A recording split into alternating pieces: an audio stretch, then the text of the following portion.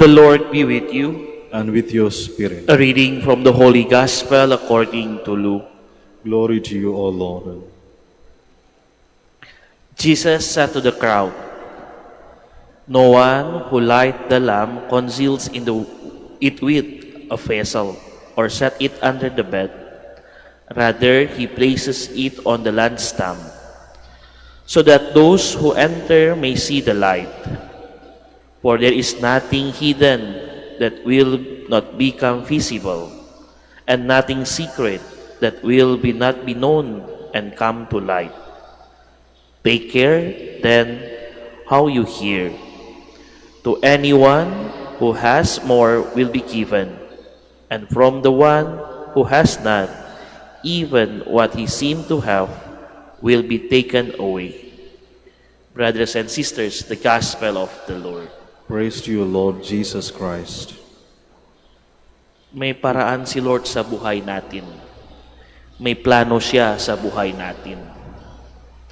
Pero minsan, we need to face the difficulty and meron tayo something challenges in our life. Pero yung kasalanan natin, minsan when we face the challenges and difficulty, tumiklop tayo. We feel walang pag-asa. We feel tapos na lahat.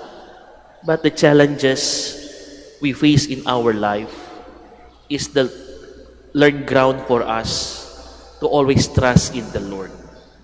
Sabi ko kanina, may paraan si Lord sa buhay natin. Hindi tayo iniwan. Hindi tayo pinabayaan ni Lord sa buhay natin.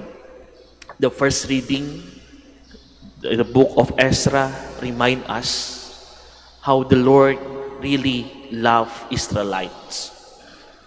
Cyrus, the king of Persia, hindi siya Israelites, pero siya mismo yung sabi sa mga people of Israel to return to Jerusalem to start build again the house of the Lord. Why? Because Cyrus remembered the promise of Jeremiah. Sometimes sa buhay natin, ganyan din. We will find people come to our life to help us. Sometimes we meet people or we have the experience that the Lord touched our life and changed everything. Ito yung sinabi, may paraan si Lord sa buhay natin. Gumagalaw yung kamay niya para sa atin. So we can really experience the love of the Lord in our life. Kung na-experience natin paano mahal ni Lord sa buhay natin, na-experience natin paano si Lord tumulong sa atin, tama-tama yung sabi ng responsorial psalm, the Lord has done marvels for us. The Lord have done something great for us. And tama-tama din yung sabi ng gospel, after we experience the Lord in our life, hindi lang para sa atin lang.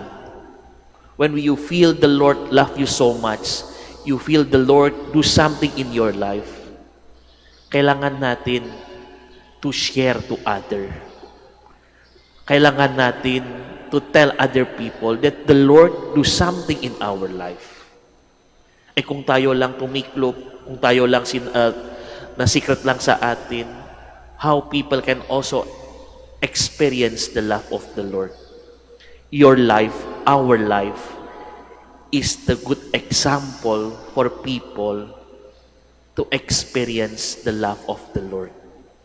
So sabi ni Jesus, let the light stand in the lampstand. Let your experience become a witness for others also. So they can experience the beautiful, how the Lord work on you. Lastly, my brothers and sisters, as we celebrate this Mass, as we thank the Lord for the good things we receive, let's recall how the Lord touched your life.